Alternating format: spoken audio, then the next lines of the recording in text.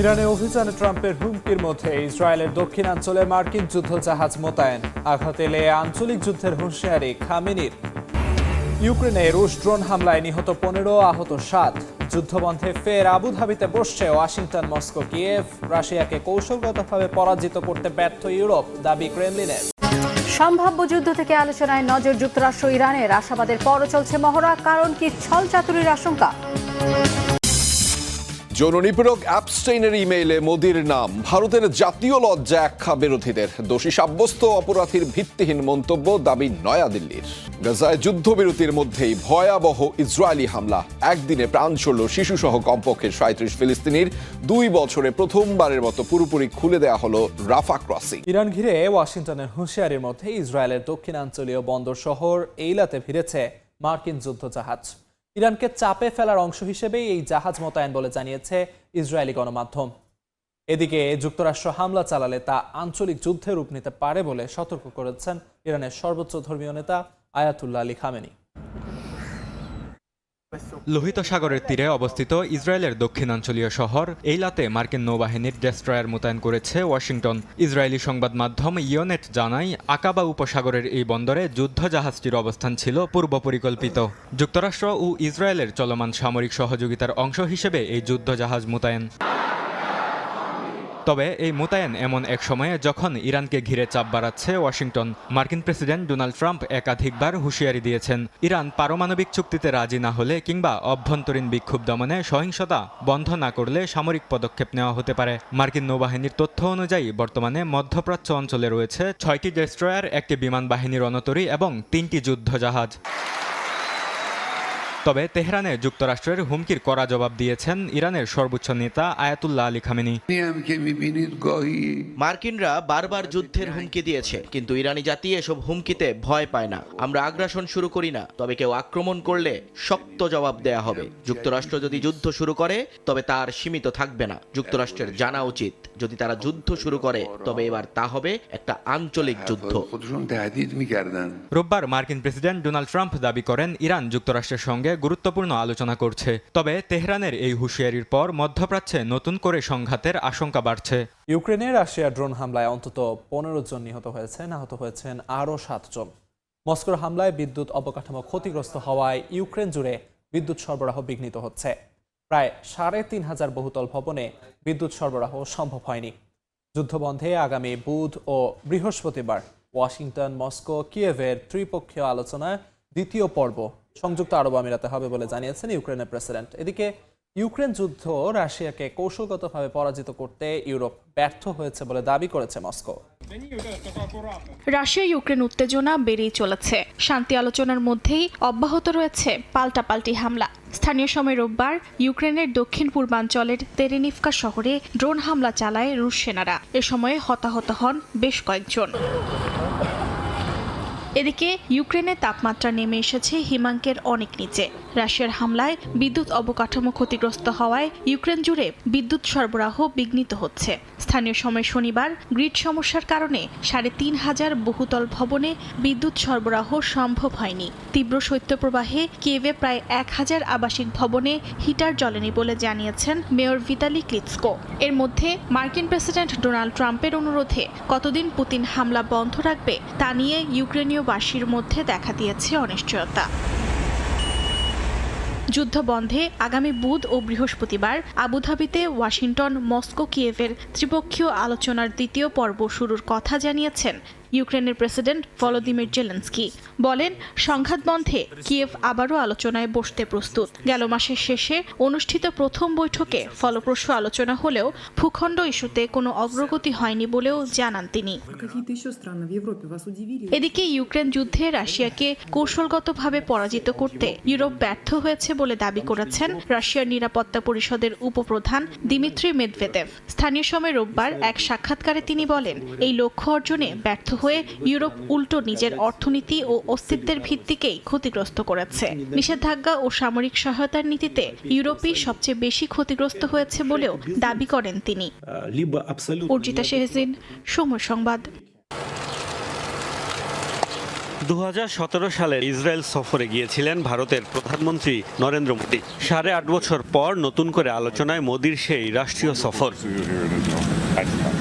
মার্কিন বিচার বিভাগ প্রকাশিত কুখ্যাত যৌন নিপীড়ক জেফ্রি এপস্টেইনের নতুন নথিতে ডোনাল্ড ট্রাম্প, বিল গেটসের মতো পশ্চিমা প্রভাবশালীদের পাশাপাশি রয়েছে ভারতীয় প্রধানমন্ত্রী নরেন্দ্র মোদীর নামও।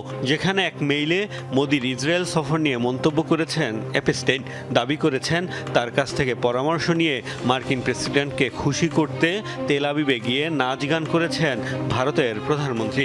এপস্টেইন দাবি করেন তার সেই পরামর্শ কাজেও লেগেছিল। শুধু এই এক মেইলই নয়, প্রকাশিত বেশ কয়েকটি নথিতে উল্লেখ রয়েছে ভারতের প্রধানমন্ত্রীর নাম। আর তাই কুখ্যাত অপরাধীর সাথে ঘনিষ্ঠ যোগাযোগের অভিযোগ তুলে মোদীর সমালোচনা করছে বিরোধী দলগুলো। এপস্টেইনের সাথে তার সম্পর্ককে ভারতের জাতীয় লজ্জা আখ্যা দিয়েছেন কংগ্রেস নেতারা। এপস্টেইনের ইমেইলে মোদীর ইসরায়েল সফরের তথ্য ছাড়া উল্লেখিত বাকি সব দাবিকে ভিত্তিহীন আখ্যা দিয়েছে ভারতের পররাষ্ট্র মন্ত্রণালয়। From an email message from the so-called Epstein files. আমরা তথাকথিত এপস্টেইন ফাইল থেকে পাওয়া একটি ইমেইলে দেখেছি যেখানে প্রধানমন্ত্রীর ইসরায়েল সফরের কথা উল্লেখ করা হয়েছে। 2017 সালের জুলাই মাসে তার সরকারি সফরের তথ্য ছাড়াও বাকি দাবিগুলোর একজন দোষী সাব্যস্ত অপরাধীর ভিত্তিহীন মন্তব্য। আমরা তা প্রত্যাখ্যান করছি। Nominations by a convicted. বিতর্কিত এ বিষয়ে মোদীকেই সরাসরি নিজের অবস্থান স্পষ্ট করার আহ্বান জানিয়েছে বিরোধী দলগুলো। এপস্টেইনের সাথে তার কি সম্পর্ক ছিল সেটিও জাতির সামনে তুলে ধরার দাবি তাদের। গাজায় যুদ্ধবিরতির তোয়াক্কা না করে ভয়াবহ হত্যাযজ্ঞ চালিয়ে যাচ্ছে ইসরায়েল। বোমা হামলায় একদিনে প্রাণহানির শিকার শিশুসহ কমপক্ষে 37 ফিলিস্তিনি। শনিবার উত্তর গাজার খান ইউনিসে বর্বরোচিত এই অভিযান চালায় ইসরায়েলি বাহিনী। প্রত্যক্ষদর্শীরা জানান, বোমা বর্ষণে অঞ্চলটির বেশ কিছু ভবন ক্ষতিগ্রস্ত হয়। ঘটনাস্থলে প্রাণ হারান অনেকেই। আহতদের দ্রুত নাসের মেডিকেল কমপ্লেক্সে নিয়ে যাওয়া হয়। যুক্তরাষ্ট্রের প্রস্তাবিত শান্তি চুক্তি অনুযায়ী রোববার থেকে গাজা ও মিশরের মধ্যবর্তী রাফা পুনরায় চালুর কথা রয়েছে। গাজায় যুদ্ধবিরতির পর থেকে এ পর্যন্ত কমপক্ষে 550 ফিলিস্তিনিকে হত্যা করেছে ইসরায়েল।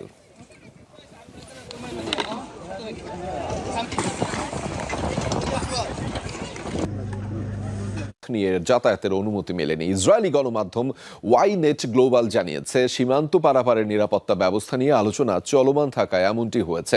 যুক্তরাষ্ট্রের প্রস্তাবিত যুদ্ধবিরতি চুক্তি অনুযায়ী রাফা সীমান্ত দিয়ে গাজায় প্রবেশ কিংবা বের হতে মিশরের সাথে সমন্বয় করে ফিলিস্তিনিদের অনুমতি দেবে ইসরায়েল। তত্ত্বাবধানে থাকবে ইউরোপীয় ইউনিয়ন।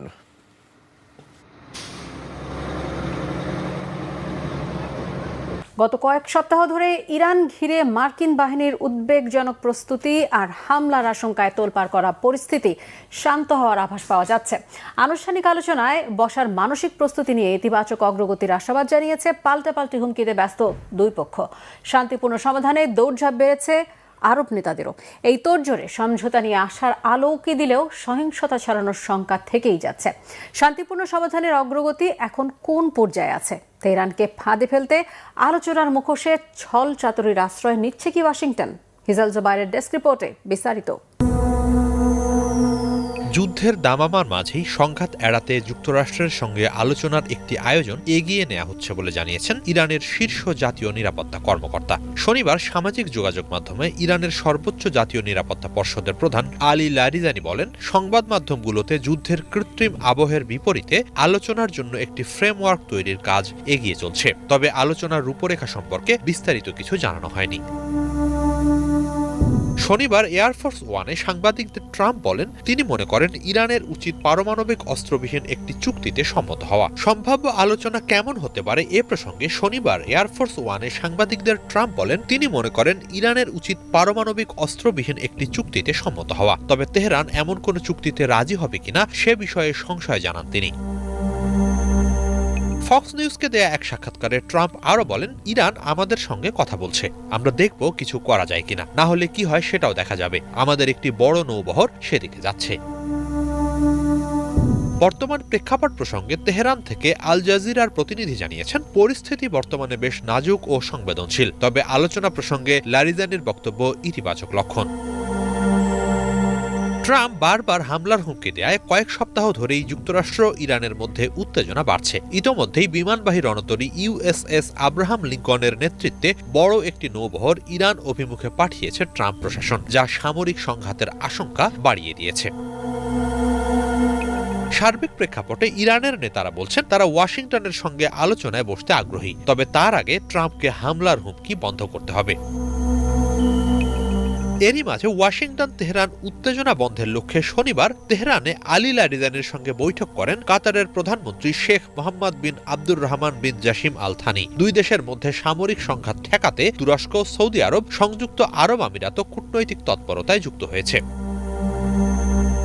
ন্যাটোর সদস্য তুরস্কের সঙ্গে ইরানের সীমান্ত আছে। তারা ইরানে যে কোনো বিদেশি হস্তক্ষেপের বিরোধিতা জানাচ্ছে। পরিস্থিতি আরও অস্থিতিশীল হওয়া এড়াতে যুক্তরাষ্ট্র ও ইরানের মধ্যে সংলাপ আয়োজনের জোর চেষ্টা চালাচ্ছেন তুরস্কের প্রেসিডেন্ট রিসেপ তাইয়েপ এরদোয়ান।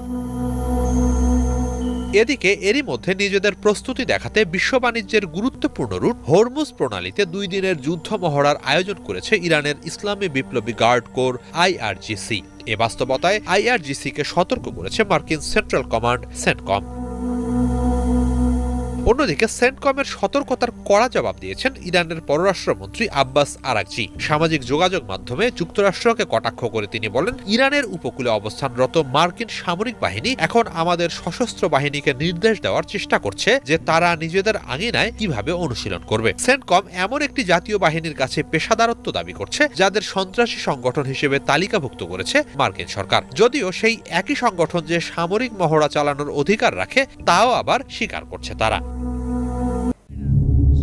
দ্বিতীয় মেয়াদে ক্ষমতায় এসেই চীনা পণ্যের ওপর উচ্চ শুল্ক আরোপ করেন মার্কিন প্রেসিডেন্ট ডোনাল্ড ট্রাম্প। শুল্কের প্রাচীর তৈরি করে ট্রাম্প হয়তো ভেবেছিলেন তিনি চীনকে আটকে দিয়েছেন, কিন্তু বাস্তবতা একদমই আলাদা। শুল্কের পাহাড় ডিঙিয়ে বিশেষ কিছু কৌশলে বিনা বাধায় যুক্তরাষ্ট্রে ঢুকছে বিলিয়ন ডলারের চীনা পণ্য। ঠিক 1 বছর আগে বিভিন্ন দেশের ওপর ট্রাম্পের আরোপ করা শুল্ক আনুষ্ঠানিকভাবে কার্যকর হয়, যেখানে চীন থেকে আসা প্রায় সব ধরনের আমদানির ওপর সরাসরি 60% শুল্ক আরোপের ঘোষণা দেওয়া হয়। বৈদ্যুতিক গাড়ি ও সোলার প্যানেলের মতো কিছু কৌশলগত পণ্যের ক্ষেত্রে যা 100% উন্নীত করা হয়। এর ফলে 2025 সালে যুক্তরাষ্ট্রের মোট আমদানিতে চীনের অংশ 22% থেকে কমে দাঁড়ায় মাত্র 9%। তবে পরিসংখ্যান যাই বলুক, যুক্তরাষ্ট্রের বিশাল বাজারে পণ্য রপ্তানি ঠিকই চালু রেখেছে চীন। 31 জানুয়ারি এ বিষয়ে একটি অনুসন্ধানী প্রতিবেদন প্রকাশ করে সংবাদভিত্তিক মার্কিন ম্যাগাজিন দ্য ডিপ্লোম্যাট, যেখানে বলা হয় রিরুটিং ও লুপ হোলের মাধ্যমে বিপুল পরিমাণ চীনা পণ্য যুক্তরাষ্ট্রে রপ্তানি অব্যাহত রয়েছে। শুল্ক এড়াতে কান্ট্রি অফ অরিজিন লন্ডারিং করছে চীন। চীনা কোম্পানিগুলো সরাসরি যুক্তরাষ্ট্রকে পণ্য না পাঠিয়ে এমন দেশে পাঠায় যে দেশগুলোর সাথে যুক্তরাষ্ট্রের শুল্কমুক্ত বাণিজ্য চুক্তি আছে। এক্ষেত্রে চীন বেছে নিয়েছে মেক্সিকো ও ভিয়েতনামের মতো দেশগুলোকে। চীন তাদের পণ্য প্রথমে মেক্সিকোতে পাঠায়, সেখানে সামান্য রিব্র্যান্ডিং বা প্যাকেজিং বদলে সেগুলো যুক্তরাষ্ট্রে ঢুকিয়ে দেওয়া হয়।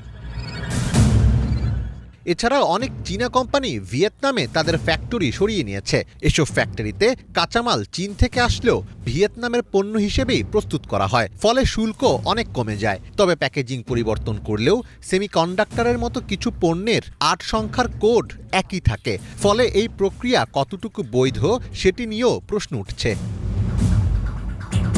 চীনের জন্য সবচেয়ে বড় অস্ত্র হল ডি মিনিমিস লুপহোল।